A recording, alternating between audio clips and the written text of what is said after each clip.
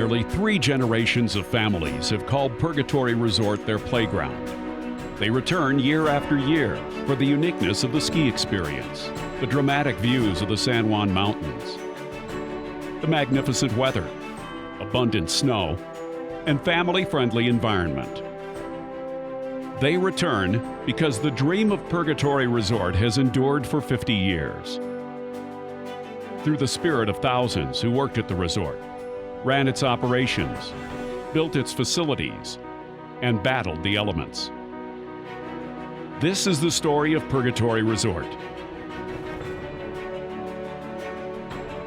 In the early 1960s, Durango was a town ready for a true ski area. Local families skied at Chapman Hill, and later hit the slopes at Hesperus. When the city of Durango hired former Olympic ski coach Dolph Koos as its recreation director in 1954, skiing took off. By the mid-1960s, Durango boasted the third largest ski club in the state, and both Durango High School and Fort Lewis College had robust ski programs. Koos established a junior ski racing program through the city recreation department, and a local Forest Service ranger named Chet Anderson volunteered as coach. Anderson was a former college ski racer who worked as a Forest Service snow ranger at Loveland Basin. He transferred to Durango in 1961 to work as a wildlife biologist. Anderson soon began looking for locations for possible ski areas, exploring Echo Basin in the La Platas, the East Fork of the Piedra, Cascade Creek, and Lion Creek near Vallecito. Only Purgatory fit the bill. In a feasibility sense, Purgatory was the only one that really could qualify to be a ski area.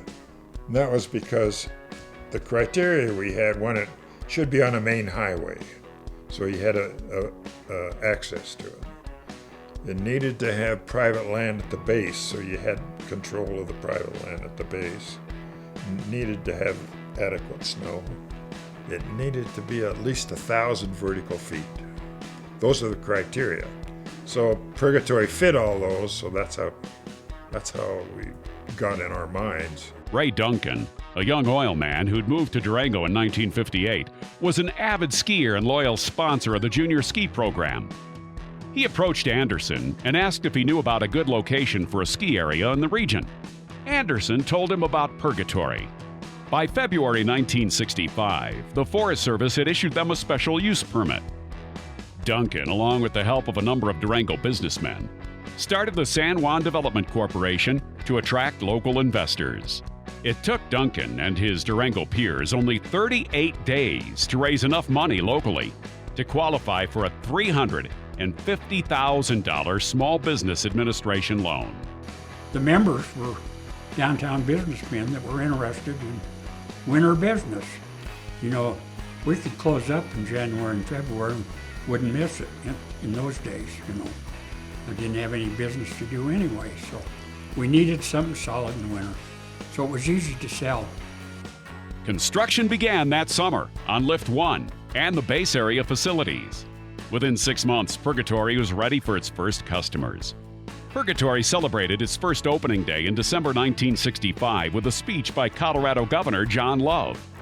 Governor Love's wife, Anne, christened the first lift with a bottle of champagne, and a new era was born.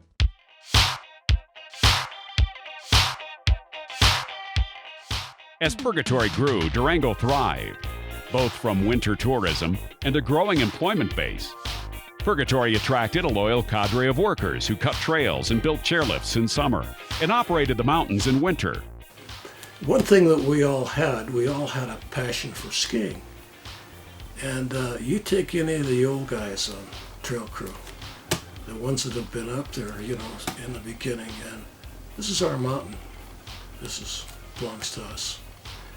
And so when we go up there skiing, you know, that's our place. We don't mind other people skiing on it, but it belongs to us, and that was one of the great pleasures. Purgatory's infrastructure grew rapidly the next 15 years. New lifts were added. Base area condos were built. On-mountain restaurants allowed skiers to stay on the slopes all day long. By 1980, the ski area was at a crossroads.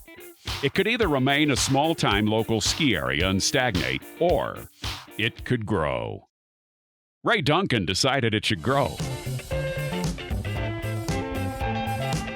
In 1980, Duncan hired Dick Peterson, former president of Vail Associates, to oversee completion of an aggressive 10-year master plan. The plan envisioned $250 million in construction, a new water system, new lifts and base area facilities. As the ski area increased its bed base, lodge owners in Durango felt threatened and challenged the ski area's commitment to the local community. But Durango continued to prosper, and the controversy over Purgatory's growth died down. Purgatory also started adding summer activities with an alpine slide and concerts at the Powder House.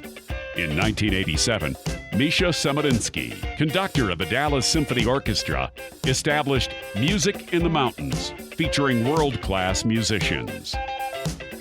In 1990, the first ever World Mountain Bike Championships were staged at Purgatory, garnering attention for the resort as a world-class mountain biking venue. Other summer activities were added over the years, with a focus on offering every member of the family something fun to do. As Purgatory gradually transformed into a multi-season resort that embraces its mission to be the premier family resort destination. That enhancement of the summertime business, I think, is going to be crucial long term. A lot of ski areas are doing it. Purgatory's investment in the 80s readied the resort for a surge in winter and summer guests. But the national economy crashed, curbing the demand for Purgatory's new real estate. Several dry snow years further strained the ski area's finances. By 1990, the ski area faced bankruptcy, and the resort could not renew its annual line of credit. All but 3 of the resort's employees were laid off.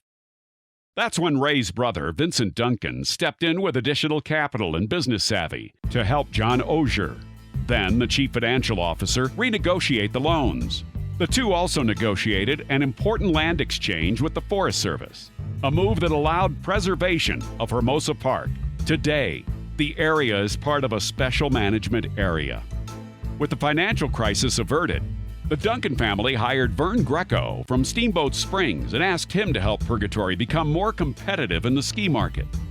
He and the Purgatory team built the area's first high-speed detachable chairlift with the upgrade of Chair 3. However, Greco's reign was controversial from the start. He imported new managers, implemented a number of new performance standards, and replaced a number of longtime employees. I think we are where we are right now because of that rough time that we went through.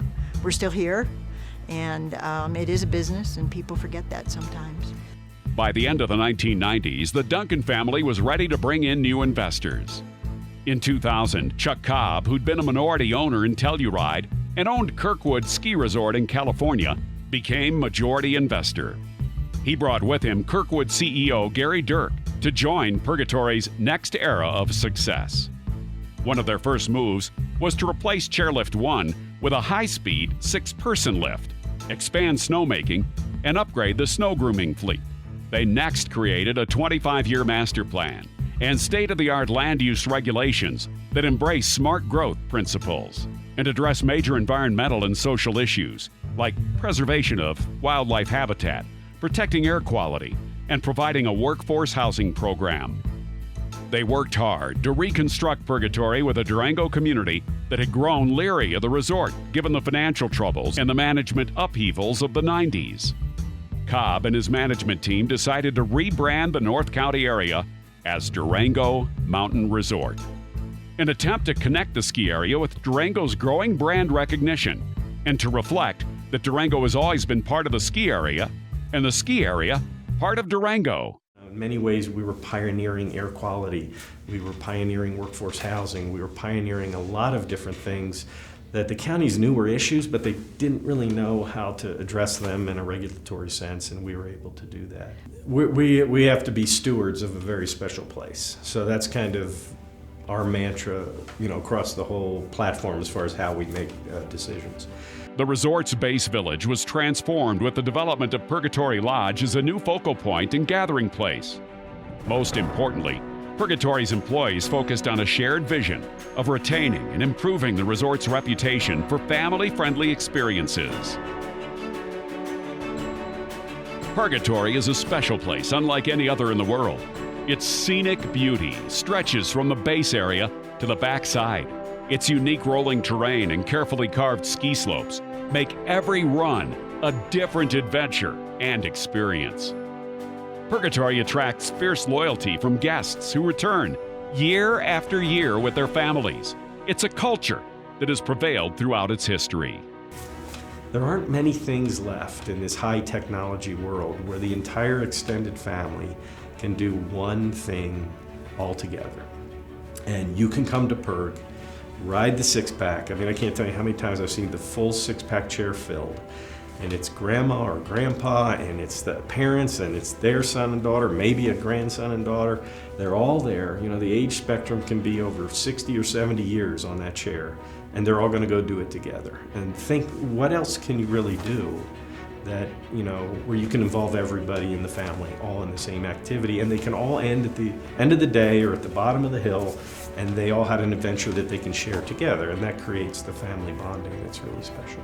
Purgatory has remained committed to the greater Durango community through its support of benefit days for local nonprofits, the Adaptive Sports Association, the Durango Winter Sports Foundation, and many others. We really feel that's important to be a member of the community and to support that. And we give a lot to the community, and we all are involved outside the ski area with something in the community. Most of us all are helping out somewhere, shape or form, volunteering our time, and I'm very proud of that. Just as Purgatory remains committed to the community, it remains committed to maintaining its family-friendly atmosphere, a culture that, at its heart, started with and continues with its employees. Our employees are the ones that are key to the success of Family Friendly. It doesn't matter if it's a first-year employee or it's been an employee that's been a part of our team for 20-plus years. They are the ones that really drive the energy for Family Friendly. This past spring, Cobb announced that a new owner had taken the helm. James Coleman, an entrepreneur and 10-year resident of Durango, is a skier's skier who fell in love with Purgatory during his second ever ski trip while still in high school. That was 1983. I fell in love with it right away. It's just such a great place. You know, Purgatory and the town of Durango and the way they work together, and the community and the beauty, and it's just really special. And it's one of those towns where I feel like in so many ways you can have your cake and eat it too.